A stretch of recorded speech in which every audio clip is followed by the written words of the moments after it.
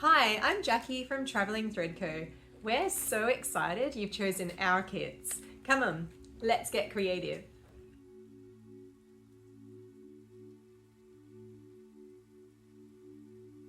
Let's sew our fabric planter. You have two identical pieces of fabric that came with your kit, and for this first step you'll also need your clips or your pins. Place your right sides together on both of the pieces of fabric that came in your kit. Our pretty side is on the inside because this is where we'll be stitching our seams, and we've got the bottom of the planter which has the gusset cutouts. You want to clip down each of the sides, just the side piece, and do a straight stitch using a 1 centimeter seam allowance on your sewing machine.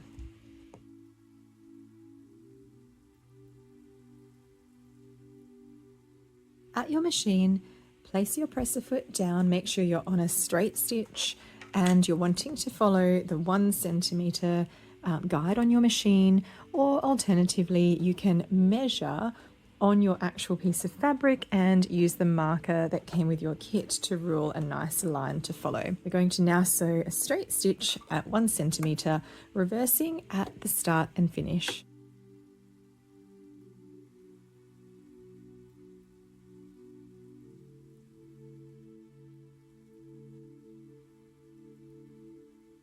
We've sewn down our side seams and now it's time to sew down along the bottom of each of the planters.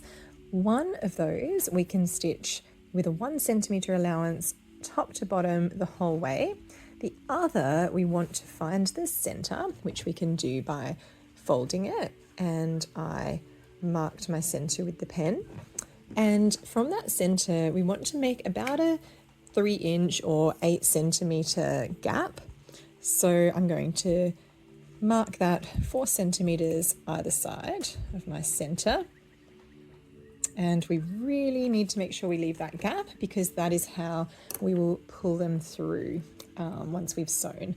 So on this one, so that I know that I need to stop there, I'm actually going to use the pins that came in the kit, and I'm going to put a pin at each of the gap markings to make sure that I know that is where I'm stopping. I can place a clip just to hold it nicely.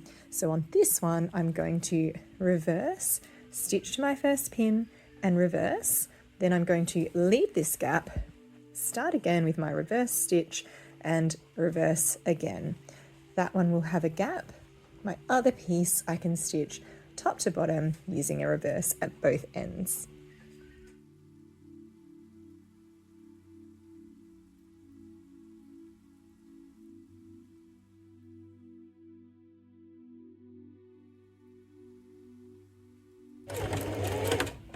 I've reverse stitched when I've gotten to that first pin before I've gotten to it. I'm going to make sure my needle is raised, lift my presser foot, and I'm just going to then skip that section just by loosening the thread there a little bit. Go down to my next pin, lower the presser foot and reverse, then stitch down to the end and reverse.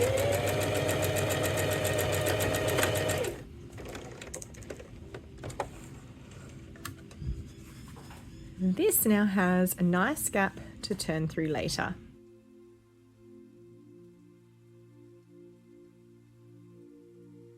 The next step is that on both of the gusset pieces, we're going to make sure that our seams where we're stitching are pressed open. Okay, so this would be closed. This is nice and open on each end. And we are going to flatten those down to those angled parts there and pop our clips on. So this first piece, I've done it with the one that is completely stitched closed, and I'll show you on this one, which has my gap, how to do it. We're going to go to our corners that are cut out, pull them apart to match each other, and just make sure you sort of get the bulk of the fabric going out in that nice angle so that it doesn't get caught up. we're going to then make sure that this seam gets finger pressed open. So just putting pressure and opening it that first sort of inch of the way. And then our beautiful corners should match and match, placing that seam in the center. And we can use our clip to hold that in place there. One just above it and one below it. We're going to do that for the other side, matching those beautiful corners. And then this one has the seam on both of the sides, because remember we have a seam down one side, and we want to finger press both of those open, making sure that they're not caught up on either side.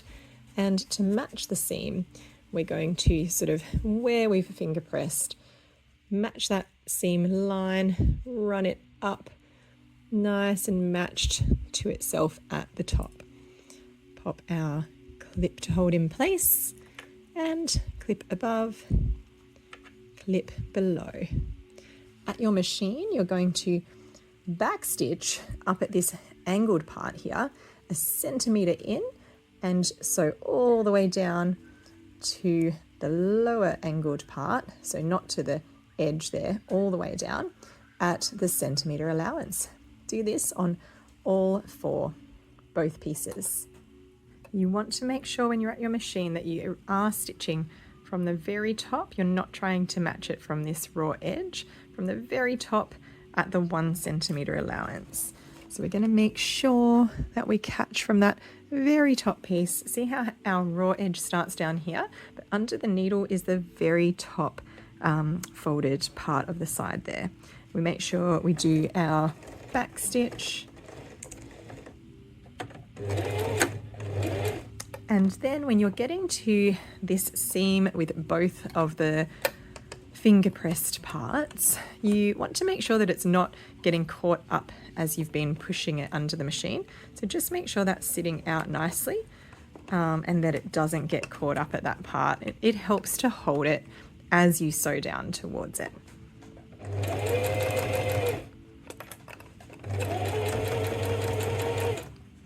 I can feel that it's not caught up because I've been holding it slowly over it. It is a thicker seam with this fabric that we're using. And then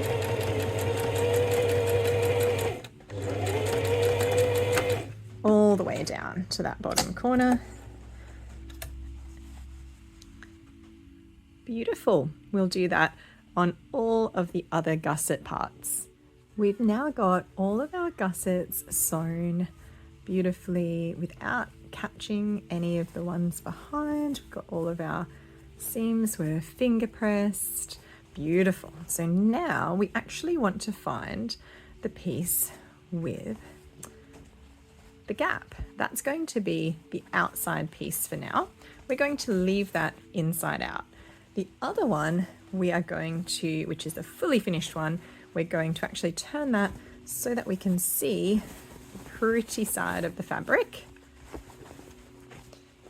Okay, can sort of push that out a little bit. We don't need to get too fussy until we've pulled it through. So now that we've got the right side, we want to match the seam to the seam of the other one. We're going to place it inside that other piece. That means our right sides of the fabric are together. So we're placing it inside the piece that is now on the outer, which has the gap, making it nice and easy to turn through. Okay, so once you've placed it there, you're going to make sure the part with the seams matches nicely. Open seams, finger pressing, open, finger press, do our beautiful little match. Okay, up to that top part. We're going to clip there. Then you're going to match that beautiful top raw edge to each other and clip all the way around. Once you've clipped all the way around, At your machine, you're going to use that same 1 centimeter allowance. We're actually going to start just before this seam. I always find it easier to start a bit slower and make sure that I capture these both open. So similar to before, where you make sure you just sort of hold it, get closer, and then unclip this and just make sure none of it's caught up. Once you've gone through that, it's just a matter of following the rest of it all the way around. We want to start and finish with a reverse in the same spot. My machine has this arm that becomes that free arm.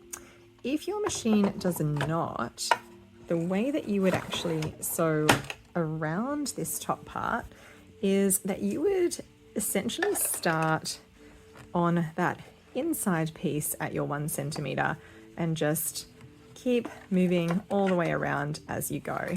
For me, with the arm that comes off, I can actually place it around that arm and stitch from the top. It will do the same thing, so it just varies depending on your machine.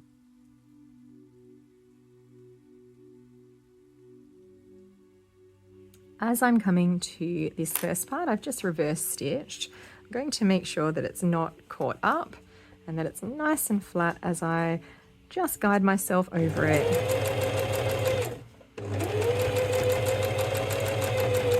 And then I will continue to pull this further around in front of me and stitch with my 1 centimeter allowance all the way around to where I started.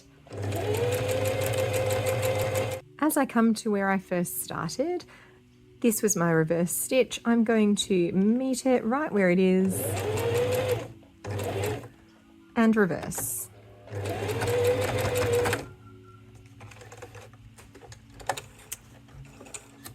Now I've sewn around the whole circumference here and I've got my beautiful reverse where I started and finished.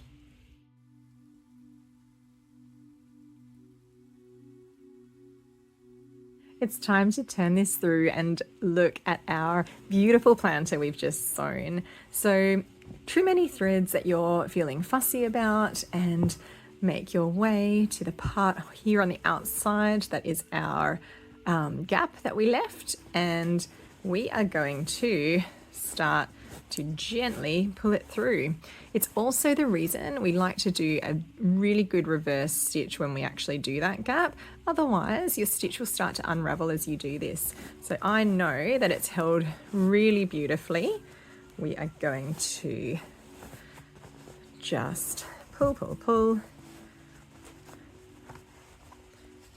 And as it starts to get thicker, just need to maneuver it out like that, smush it into itself. Okay, I'm going to turn out these corners while I've got the gap open. Okay, so here is my gap piece. We are going to close that up beautifully. Because it's not reversible, because they both match each other, instead of doing a invisible or ladder stitch that we do on a lot of our projects, I'm actually just going to edge stitch to hold this beautifully closed. So that means I'm going to, at my machine, stitch from where that top opening of the gap is, just above it, reverse, and just right along the edge, straight stitch to the bottom of the opening and reverse, and that will hold it closed beautifully. To do this, I just use on my presser foot, there's sort of like a bit of a edged gap. I sew sort of just in from that right along the edge so that I'm able to see something as a guide. An alternative could be to use some washi tape so that you know you're just following your edge along some washi tape and getting it nice and straight. Make sure that those raw edges are folded in really nicely, that you're going to catch them and that the edges match, and reverse and then stitch all the way down. I've placed this knowing that the bottom of my gap is just above this. As I get to it, I'll remove it. Make sure I've just gone past that and I've stitched that gap beautifully closed.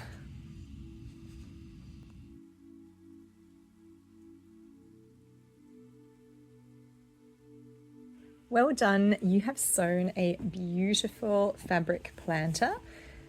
We love to fold this top bit down and then find a beautiful plant and place a self-watering pot. Obviously we don't want a pot that's got a hole in it, because as soon as you water it, it will wreak some havoc on this beautiful fabric. So you do want one with a dish or that's self-watering, where you know that it's not going to spill over or have a problem. Alternatively, you can just get some leftover plastic packaging from something at home and put a little mini liner in, just to make sure that you don't ruin your beautiful fabric each time you water your plant.